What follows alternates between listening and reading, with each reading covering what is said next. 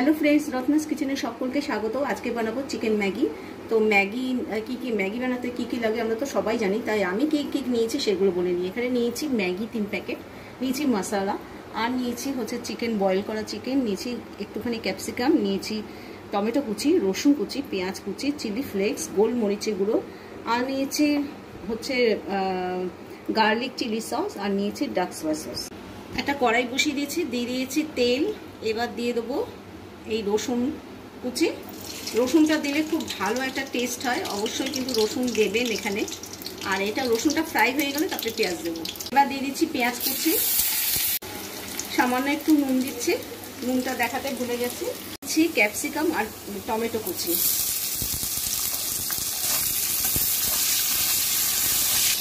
এবার দিয়ে দিচ্ছি বয়েল করা চিকেন।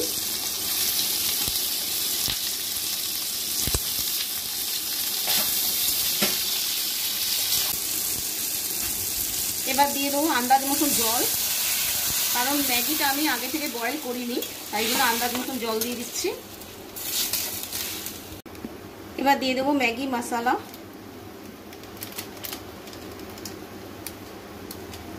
আমি 1 প্যাকেট মানে মশলার প্যাকেট কম নিয়েছি, কেন আলগা যেগুলো মানে সসগুলো দেবো তাতেই কিন্তু হয়ে যাবে, আপনারা চাইলে দিয়ে দিতে পারেন।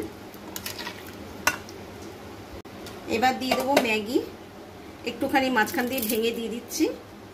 আঁচটাকে এখন জোর করে দিচ্ছি যাতে ম্যাগিটা ফুটে যায় তাড়াতাড়ি করে। দিচ্ছি গার্লিক চিলি সস, দিয়ে দেবো ডার্ক সয়া সস। এবার একটু ওপর নিচ করে মানে সসগুলো একটু মিশিয়ে নিচ্ছি।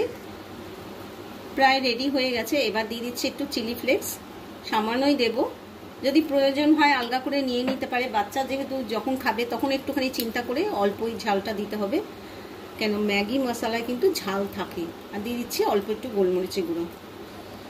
একদম রেডি হয়ে গেছে। এবার গ্যাস বন্ধ করে দিয়ে আমি পরিবেশন করে দেখাচ্ছি। কেমন লাগলো আমার এই রেসিপি? যদি ভালো লেগে থাকে অবশ্যই একটা লাইক দেবেন, আর বন্ধু বান্ধব সবার সঙ্গে শেয়ার করবেন। আর যারা সাবস্ক্রাইব করছেন না, প্লিজ সাবস্ক্রাইব করে আমার পাশে থাকবেন। ভালো থাকবেন, সুস্থ থাকবেন, বাই।